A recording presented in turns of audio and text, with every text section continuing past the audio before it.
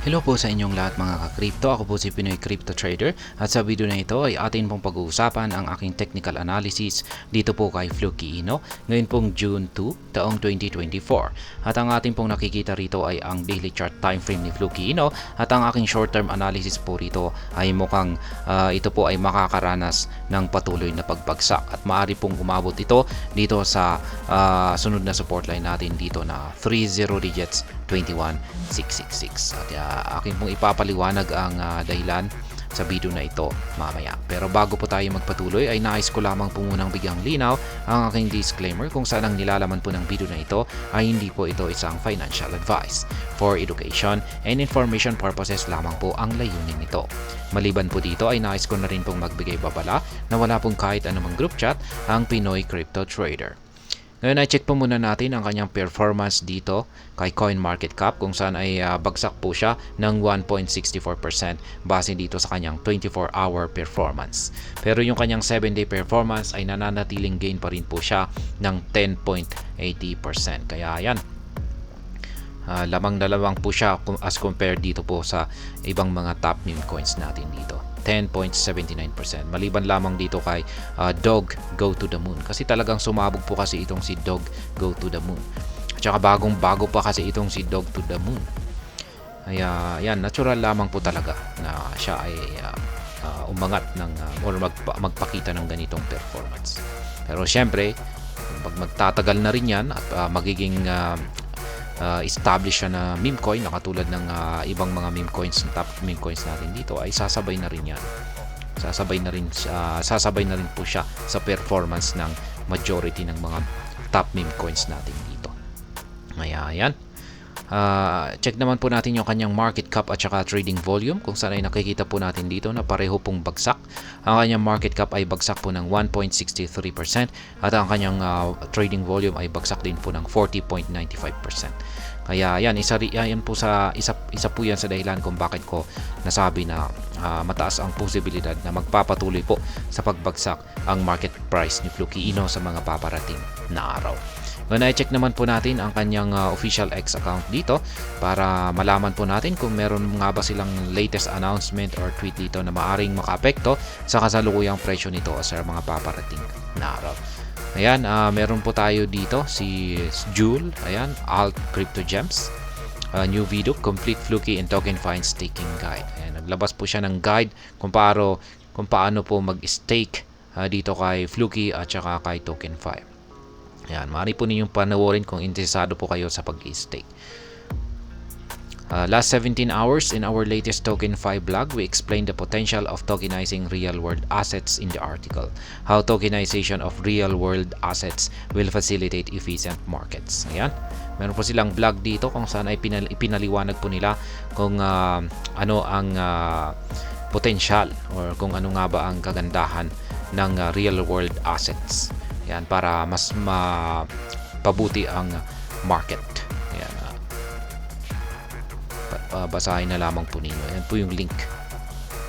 June 1, congratulations to our jewelry surprise contest winners. Ayan, may nanalo na sa nilang pa-contest na tinatawag po nilang jewelry surprise contest.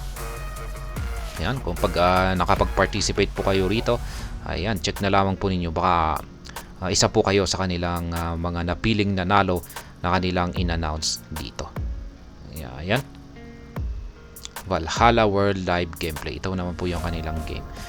At ayan, mukhang wala pong gaanong matinding announcement ngayon itong si Fluky Ino dito sa kanilang official X account.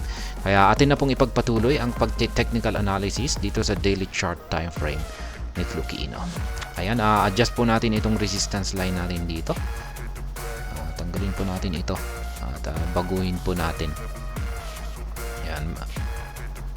At ito na mo yung adjustment natin. Lahat yung color coding natin dito ay yung mga kulay green ay mga resistance line po yan. Mga kulay red ay mga support line naman.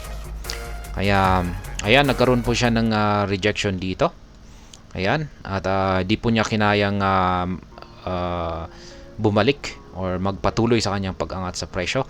Kaya dahil dyan, nauntog po siya at inaasahan po natin na ito ay magpapatuloy sa kanyang pagbagsak. At gaya ng sinabi ko kanina, maari po siyang bumagsak at umabot hanggang dito sa support line natin dito sa 30 digits 21666, kung saan ay okay po yan para sa atin kasi meron po tayong nakaabang rito na isang buy pending order. At ang isa pang basehan ko rito ay yung sukat ng ating mga QQE bars dito ay lumiliit. Ayan, mapapansin po natin na lumiliit ang mga sukat nito. Kapag lumiliit po yung mga sukat nito, ibig pong sabihin ay makakaranas po muna ng retracement or correction itong si Fluky Ino. Ayan, at ay hintayin na lamang po natin na muling lumaki yung mga sukat nito. Yan, kapag muling lumalaki yung mga sukat nito ay ibig pong sabihin ay tapos na yung kanyang retracement or correction at magpapatuloy na ito sa kanyang pag-angat. Pero sa ngayon ay nakikita pa natin na dire-diretso yung pagliit ng sukat nito. Kaya yan ang isa po sa aking basihan kung bakit ko nasabi na mukhang sa mga paparating na araw ay magpapatuloy po sa pagbagsak ang market price ni Fluky Ino. Samantala, yung ating hazard indicator naman ay nananatiling bullish pa rin po kasi kulay green ang pangangatawan nito. Kaya ayan, hindi pa naman po tayo, wala pa naman po tayong pagbabago sa trend direction nito. Nananatiling bullish momentum pa rin ang kalagayan ni Fluky Ino. Kaya ayan. Ang dito naman long term analysis ko naman po rito ay syempre inaasahan po natin na kung dito po siya, ayan, kung inaasahan po natin na babalikan niya yung upper portion ng ating pattern dito. Ayan, isa po itong ayan, isa itong pattern, ayan, ito yung pattern natin dito. At kung nagawa po niyang basagin yung upper portion ng ating pattern na ito, ayan, kasabay ng major resistance line natin dito sa 30 digits 31,539 ay ito na po, makakaranas siya ng bullish breakout at aakyatin niya ang sunod na price target natin dito sa 30 digits 440.24. Kaya ayan, meron po akong dalawang take profit dito or sell pending order, yung dalawang kulay yellow na arrow signs na yan, at dalawang buy pending order naman dito sa ibaba. Yan po ang dalawang kulay blue na linya na mga arrow signs. Kaya yan po ang aking mga live spot trading positions. Malaya po ninyong gayahin or kopyahin ito. Ayan, yung mga dinaanan naman ng mga candlestick nito ni Fluky Ino dito ay yan naman po yung mga previous trades ko. Kaya kitang-kita naman po ninyo ang dami pong mga kulay yellow na arrow signs dito, kung saan ay diyan po ako nakapag-take profit. Yan, ang dami. 2, 4, 6, 6 na beses akong nakapag-take profit dito kay Fluky Ino. Kaya ganyan lamang po yung aking simpleng paraan sa pag-trade dito kay Fluky Ino. Kaya kung nais po ninyong gayahin ay ayan po ulit yung aking mga live spot trading positions dito kay Fluky Ino.